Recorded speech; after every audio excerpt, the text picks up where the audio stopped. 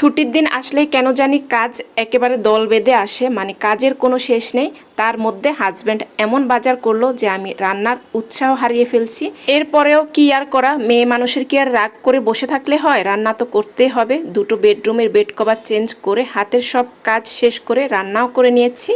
এই তো একেবারে সকালে নাস্তা বানানো থেকে শুরু করে সারাদিনের কাজকর্ম, দুপুরে রান্না বান্না এবং রান্নার উৎসাহ কেন হারিয়ে ফেললাম, সব কিছুই এই ব্লগে দেখতে পারবেন। আপনারা যারা দেখা শুরু করছেন প্লিজ মনে করে একটা লাইক দিবেন। এই তো সকালে রান্নাঘরে এসে রান্নাঘরটা হালকা পাতলা একটু গুছিয়ে নিয়েছি। এখন আমি আজকে সেদ্ধ আটার রুটি বানাবো। ফ্রোজেন রুটি পরোটা সব শেষ হয়ে গিয়েছে, সেজন্য আজকে রুটি বানাতে হবে। এখানে পরিমাণ মতো পানিতে লবণ তেল দিয়ে খামিরটা করে নিয়েছি। এখন রুটিগুলোও বেলে নিচ্ছি। আসলে রেগুলার দিন যেমন কাজ থাকে, ছুটির দিন আসলে মনে হয় যেন কাজ আরও বেশিই থাকে, কারণ জিদনি ওর বাবা বাসায় থাকে, অনেক ক্লিনিংয়ের কাজ করা হয়। প্রতিদিন তো স্কুল কোচিংয়ে দৌড়াদৌড়ি করার জন্য রান্নাবান্না ছাড়া বাড়তি তেমন একটা কাজ করতে পারি না। সেজন্য ছুটির দিন আসলে কাজ অনেক বেড়ে যায়, একেবারে হাতে সময় পাই না। তাই তো আমি চেষ্টা করি একেবারে সকাল থেকে কাজ শুরু করে দেওয়ার জন্য।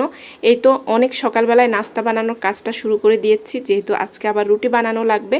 তবে রুটির সাথে তেমন কিছু করতে হবে না, ওই যে আগের দিন সবজি করছিলাম, কিছুটা সবজি আছে, সাথে সবার জন্য ডিম পোস্ট করে নিচ্ছি। এই তো নাস্তা রেডি হয়ে গিয়েছে, ডিম পোস্ট আর সবজি দিয়ে আমরা নাস্তাটা খেয়ে নিব।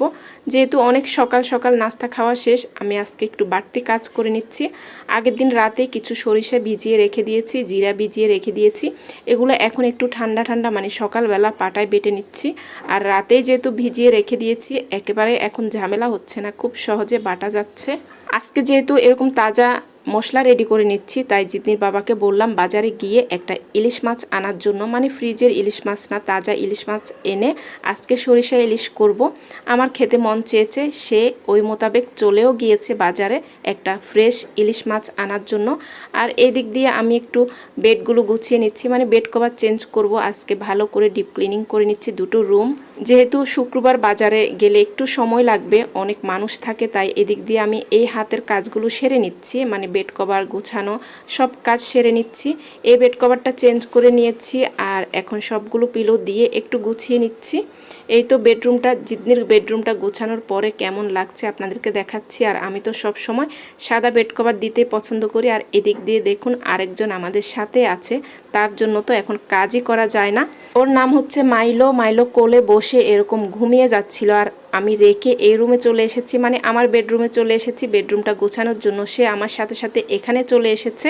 এরপর জিদনি তো ওর সাথে অনেক খেলা করে, এই যে একটা ময়ূরের পেখম নিয়ে ওর সাথে কেমন দুষ্টামি করছে দেখুন। ও তো অনেক ভয় পাচ্ছিল, বেলকুনিতে গিয়ে লুকানোর চেষ্টা করছিল, জিদনি ওর পিছে পিছে লুকিয়ে লুকিয়ে হাঁটছিল। যাই হোক, এরপরে আমার সব গোছগাছের কাজ শেষ হয়ে গিয়েছে, এখন শুধু বাকি আমার রান্নার কাজ। এরই মধ্যে বড় সাইজের একটা ইলিশ মাছ নিয়ে এসেছে, শুধু আঁশগুলো ছাড়িয়ে এনেছে, তবে মাছটা অনেক বড় ছিল, আমার কাছে দেখেই ভালো লাগছিল।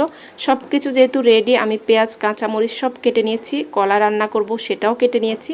তবে মাছটা কাটতে গিয়েই মনটা খারাপ হয়ে গিয়েছে, মাছটা খুবই নরম ছিল, উপর থেকে দেখেই বোঝা যাচ্ছে না যে মাছটা নরম। এই যে দেখুন একেবারেই খুলে যাচ্ছে।